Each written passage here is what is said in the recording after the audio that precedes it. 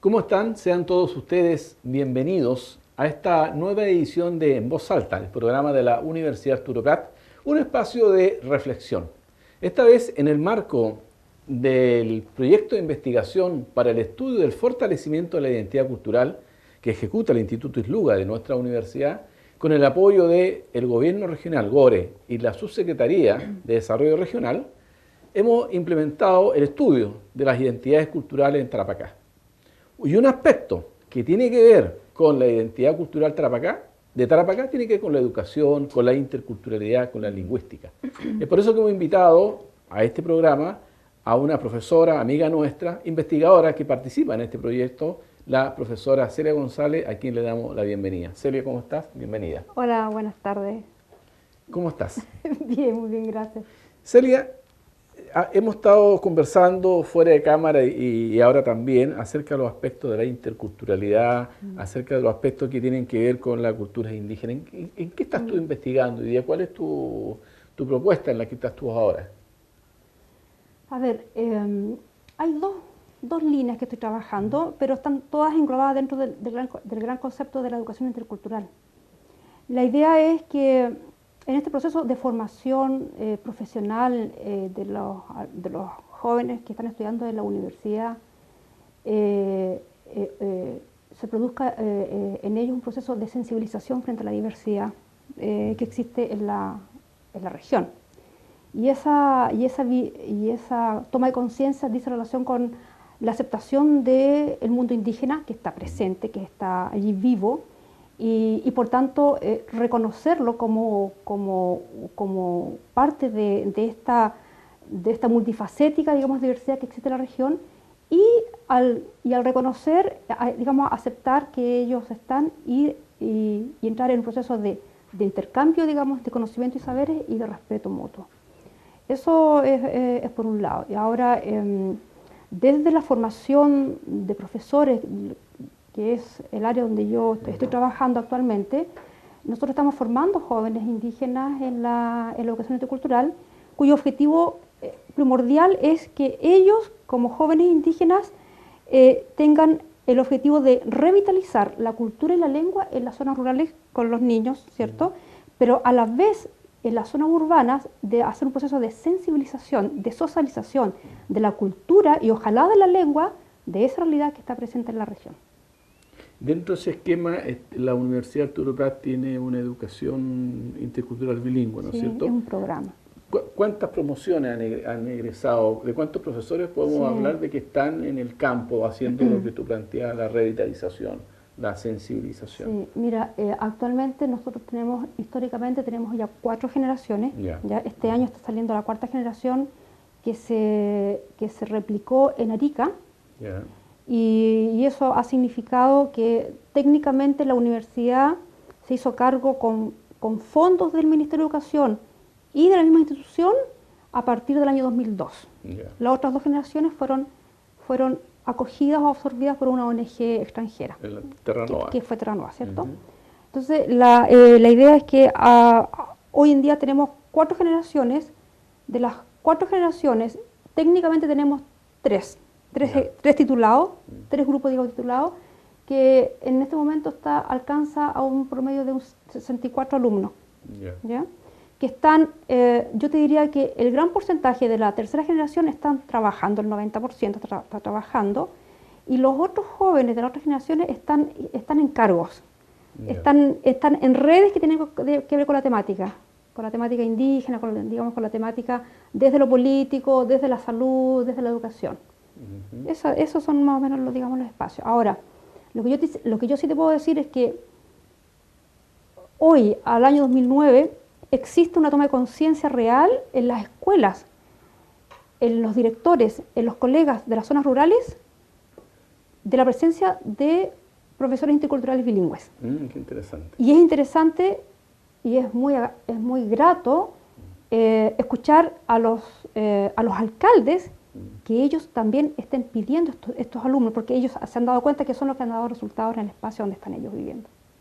Y eso a nosotros ya es un alivio. ¿Y cuál es el origen de esos profesores? ¿De dónde vienen? ¿Vienen del mundo andino esos profesores también? ¿O no necesariamente? los profesores básicos que están en las escuelas rurales son esencialmente profesores básicos, con formación tradicional, que luego aprenden en la práctica que tienen que vincularse con la cultura, que tienen que vincularse con la lengua, que tienen que vincularse con la comunidad para poder atraer el proceso de aprendizaje en los niños. Perfecto. Eso. Dentro de tu experiencia aquí en el aula, aquí en el campus, aquí en la universidad, ¿tú ves que han llegado estudiantes de origen indígena, aymaras, a nuestras aulas? ¿Cuál es la magnitud de los estudiantes aymaras que tenemos dentro de la universidad? Que tiene que ver con una tesis también que hemos estado conversando, ¿no? Sí, mira, acabamos de terminar una investigación con unas chiquillas de pregrado, donde ellas hicieron un catastro de la sede central de la cantidad de jóvenes indígenas que ingresaban al sistema universitario de educación superior nocturno y carreras técnicas. En esa revisión que ellas hicieron, se dieron cuenta que existe un número interesante de jóvenes andinos que están solicitando el ingreso a la educación superior y cuyas áreas de mayor preferencia son las áreas de ingeniería, matemática y contabilidad, esas áreas. Y luego, si yo reviso, digamos, la mirada de pregrado, luego carreras técnicas, el mayor número está en las carreras técnicas.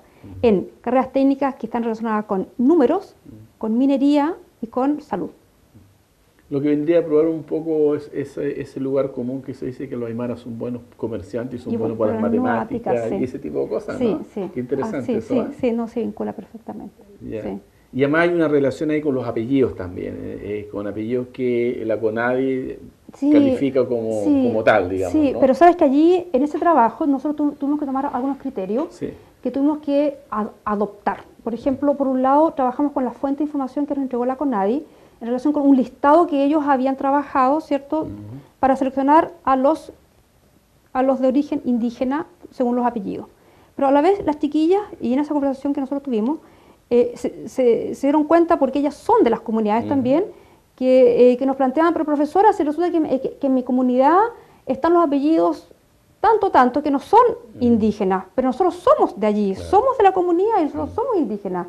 Entonces, ¿por qué nosotros, y nuestros apellidos no están considerados dentro del listado de la CONADE? Y por lo tanto, no hemos podido postular, por ejemplo, a beca, y así uno se encuentra con una serie, digamos, de apellidos que no están en el listado.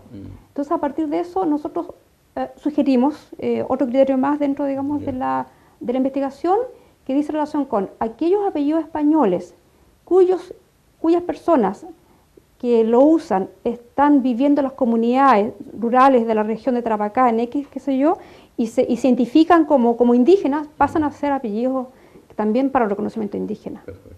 ¿Por qué? Porque son comunidades que de alguna manera han adoptado ese apellido de ese español que en algún momento llega y se hace cargo de ese espacio. Celio, hoy día se habla de que somos una región multicultural, de que somos una región, un concepto antiguo, cosmopolita, digamos. ¿Cómo se relaciona eso con la interculturalidad? ¿Cuál es la apuesta de la interculturalidad en ese sentido? A ver, primero, claro, efectivamente la región, digamos, de Tarapacá históricamente ha sido una región multicultural, eso es innegable. O sea, el crisol de nacionalidades, de lenguas y de etnias que se han dado acá ha sido histórico. O sea, desde la época del guano hasta hoy en día tú ves un viaje incesante de caras y rostros y lenguas que uno va escuchando, ¿cierto? Por lo tanto, en ese sentido, eso es una realidad multicultural que está aún vigente. Ahora, el proceso de la interculturalidad en este gran marco de la región, yo creo que es importante. ¿En qué sentido? Nosotros como chilenos históricamente también hemos tenido un gran sesgo por discriminar, ¿cierto? Se discrimina aquello que no se conoce, se discrimina aquello que es más oscuro o cumple con un fenotipo que no pertenece a lo europeo, ¿cierto? Y eso significa que por tanto no eres válido, no eres importante y por tanto estás subordinado dentro del ámbito social, ¿sí? Ahora, el proceso de la interculturalidad yo lo veo como, y estoy un poco soñando porque lo he planteado por allí, lo veo como una nueva forma de democracia. Claro. ¿Ya? ¿En qué sentido? En que ya la democracia que nos entregó la escuela de Aristóteles es una democracia que ya no nos sirve, ya no nos encaja, digamos, en este tiempo. los parámetros que nos entrega ya no nos dan resultados, ya no hay convivencia. Ha habido una serie de, digamos, de elementos que han ido en detrimento de una muerte valórica en la sociedad. Entonces, en ese sentido, algo está pasando con nosotros, como seres humanos. Entonces, me da la impresión de que frente a esta nueva realidad multicultural que se da a nivel micro en Iquique y a nivel Chile, a nivel latinoamericano y luego a nivel mundial, dice relación con un proceso más que cognitivo, un proceso de sensibilización a nivel afectivo. O a nivel, que ahí debería ser, ¿no? Y que es el nivel de la alteridad. Es decir, es la capacidad y la sensibilidad de cada uno de nosotros de ponernos en el lugar del otro. Y a partir de ese momento, cuando yo adquiero esa perspectiva, me doy cuenta que en realidad tenemos muchos elementos en común. Y por tanto, las diferencias que nosotros podamos tener, que sean diferencias que a mí me pueden enriquecer. Y si a mí no me enriquece, la respetaré. Entonces, en esa nueva mirada, obviamente que el proceso de convivencia debiera ser diferente y por tanto debiera haber más armonía, debiera haber más tranquilidad. En ese sentido, la democracia sería más democracia si somos capaces de articular todos esos discursos, ¿no? Y esas prácticas. Sí, y yo creo que esa democracia, o el gran concepto de democracia que nosotros hoy día estamos utilizando, se humanizaría en profundidad. O sea, tendría enjundia. Enjundia, sí. Eso es. Porque hoy en día es un concepto nomás. Un concepto con normas. Pasar de lo cognitivo a lo afectivo. Claro, ¿no? sí. Internalizarlo como tal. Sí. Hoy día, por ejemplo, se da experiencia en colegios municipalizados. Estoy pensando, por ejemplo, en la Escuela Centenario número 6 de las calles Serrano con Juan Martínez, donde los vecinos del sector mandan a sus estudiantes que son hijos de peruanos, hijos de ecuatorianos, hijos de bolivianos, hijos de todas familias, de colombianos, brasileños, argentinos. Claro. Y eso yo lo veo como una gran oportunidad. Dime tú si piensas, por ejemplo, cómo podemos convertirles estas escuelas municipalizadas en escuelas multiculturales. Mira, ese es un tremendo desafío, te diría, digamos, a nivel educacional, porque significa, primero, preparar a un profesional para ese contexto. Por tanto, significa también preparar en la visibilización de las culturas que se da, digamos, en estos contextos. Es un trabajo fuerte, pero creo que es necesario que justamente el proceso de la sensibilización parta desde las aulas con los niños, porque son ellos los que van a ser el futuro, que van a estar rigiendo esta región también. O sea, si yo tengo un niño iquiqueño que comparte el pupitre con un colombiano, es un privilegiado, es alumno iquiqueño que está viendo otra cultura, otro color de piel, otro acento, otros bailes. De hecho, cuando yo voy a esos colegios y veo las famosas actividades que hace a fin de año, los números artísticos son coloridos, son distintos, porque cuando los colombianos bailan cumbia, bailan la cumbia. Claro, Y cuando los ecuatorianos bailan los ritmos andinos de ellos, digamos, lo bailan de una manera distinta. Por lo tanto, es una gran oportunidad, ¿no es cierto? Pero, ¿qué nos falta para eso? ¿Qué nos falta para invertir más en recursos humanos, ¿no es cierto? ¿Qué nos falta? Bueno, yo creo que uno es que eso significa replantear las bases pedagógicas también de la institución. Y eso es un tema mayor, por lo tanto eso significa hacer un trabajo de formación o de planeamiento de un par de años y de recién llevarlo, digamos, a la práctica. No sé, yo soy de la idea que las cosas se hacen de base nueva para construir algo nuevo y no entregar soluciones de parche, porque esos parches en un momento se despegan y sigue digamos, persistiendo lo que siempre ha persistido. Por tanto, no estoy de acuerdo con hacer algunas intromisiones en las escuelas en relación con que los profesores hagan algunos talleres para que ellos puedan reconocer algo. No, creo que necesitamos una nueva lanchada de profesionales, como se está dando el caso del programa IB, donde son nuevos y ellos tienen una impronta diferente al profesorado en general. Es diferente, ellos tienen un sentido de la cultura, de la identidad. Hay un proceso personal interesante que ocurre en ellos, donde ellos luego cuando salen dicen, efectivamente yo, profesora, yo soy indígena y ahora no me da vergüenza que me digan que soy indígena, al contrario, bueno, ¿y cuál es el problema? ¿Ya? Yo ahora conozco algo de mi lengua, conozco un poco más de mi cultura y por tanto ahora encuentro y siento el sentido que tiene la comunidad respecto de las actividades, los ritos, y ahora entiendo por qué mi mamá me decía tal cosa o por qué yo veía tal actividad digamos, en la casa o en la comunidad. Ahora yo entiendo el sentido cosmogónico que eso ahora encierra y que obviamente para mí ha sido un aporte personal, digamos, para mi vida. O sea, hay un crecimiento personal, sí, pero... Es que yo creo que de ahí parte. O sea, y ese profesor obviamente está más comprometido en el aula, con el destino de los niños y las niñas que ahí tiene, ¿no? Claro, porque ellos también saben, y eso ellos lo han vivido durante las prácticas, las 4 prácticas que se hacen durante el programa, que la vida rural es dura. Entonces ahí hay un clima con que lidiar, hay una soledad con que lidiar, hay necesidades básicas con que lidiar, y por tanto también hay que lidiar con, entre comillas, con un espacio y una comunidad que está atento a lo que diga y lo que haga ese profesor, aunque sea indígena. Entonces, en ese sentido, todos esos elementos hacen que ellos también se fortalezcan. Y sabes que en cada práctica que ellos hacen en las zonas rurales, de 3 semanas, durante el mes de octubre cada año, ellos llegan con muchas experiencias, emociones, con elementos, con sensaciones, con muchas contradicciones y también con muchos cuestionamientos personales. Y eso es avanzar. O sea, ¿y esos cuestionamientos personales con qué tienen que ver? Con su identidad. Con su identidad. Con su identidad, claro, porque yo pensaba que yo, no, o sea, yo sí, yo sé que soy aymara, pero una cosa es hacerlo, es decir que es, la otra cosa es sentir que efectivamente me encuentro en él. No, es que ahí tuvo un fenómeno muy interesante. La identidad no es una cuestión teórica, abstracta, conceptual, es algo muy concreto, aunque cueste agarrarlo, pero algo muy concreto. Es un ser y un saber, claro. y un estar. Sí. Es todo eso.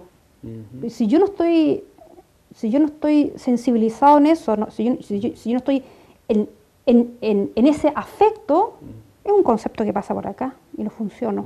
Y lo funciono como discurso, pero no como trato, no como vida diaria, no como en estar con el otro. En otro programa le hacíamos una consulta al profesor Elías Ticona, que estuvo acá, y me dijo, pregúntale mejor a la Celia.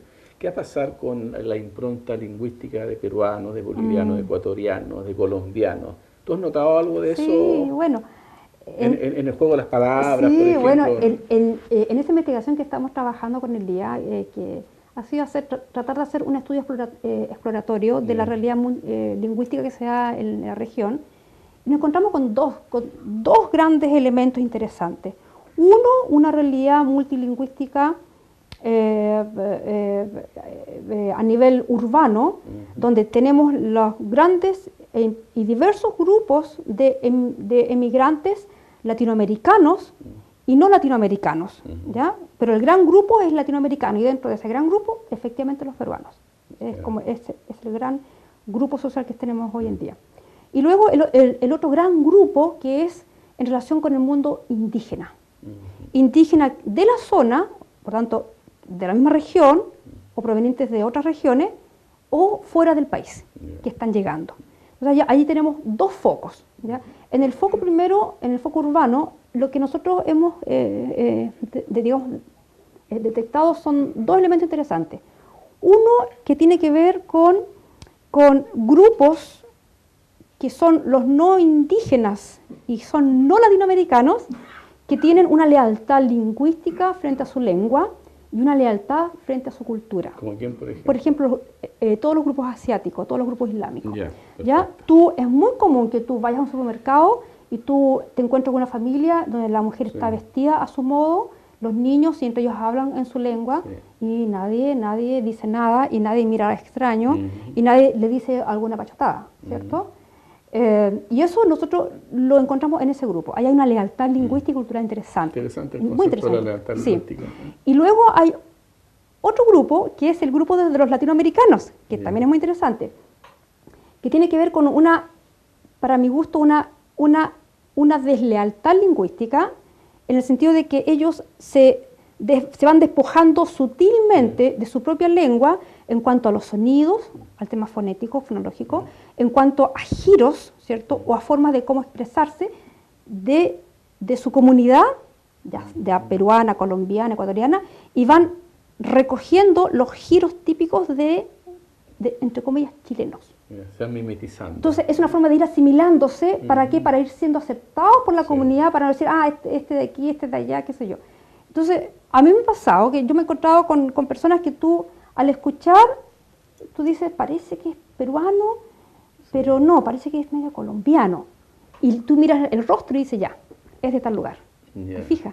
Entonces ahí uno se da cuenta que ha habido como una especie de asimilación lingüística de esos grupos. Cuando encontremos un colombiano saludando a la iquiqueña, avísale. Ahí vamos a tener claro, hay una lealtad lingüística clara. O sea, él ya ha asumido, se ha asimilado a todos estos elementos que necesita de alguna manera asimilarse porque necesita integrarse también. Claro. Yo creo que lo más importante es que ellos... El problema es la integración que ocurre a la población negra que está aquí, que ya no puede disimular, no puede hacer lo de Michael Jackson, ¿no es cierto? Claro. Entonces, es una piel, es un caminar que no se puede disfrazar, ¿no es cierto? Así es. Entonces, esa integración debe ser un poco más difícil, ¿no? Con todo el prejuicio que hay además con la población negra.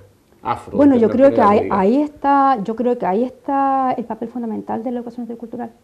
Es a nivel, porque yo pienso que una educación intercultural no pasa por haber un programa en una institución, digamos, determinada como la nuestra. Yo creo que es una educación que debería ser transversal, o sea, transversal en las escuelas y a nivel de la formación universitaria de todo tipo, o sea, estatal, particular, etcétera, debido a que nuestro mundo actual es un mundo diverso y vivimos en una constante migración y estamos en constante contacto con muchas personas de muchos lugares del mundo. Entonces ya eso ya no es algo nuevo, ya es parte de lo cotidiano. Y es lo cotidiano nuestro. Nos vamos a Tarapacá con Villar y nos encontramos con toda esta población que antes era una referencia muy lejana.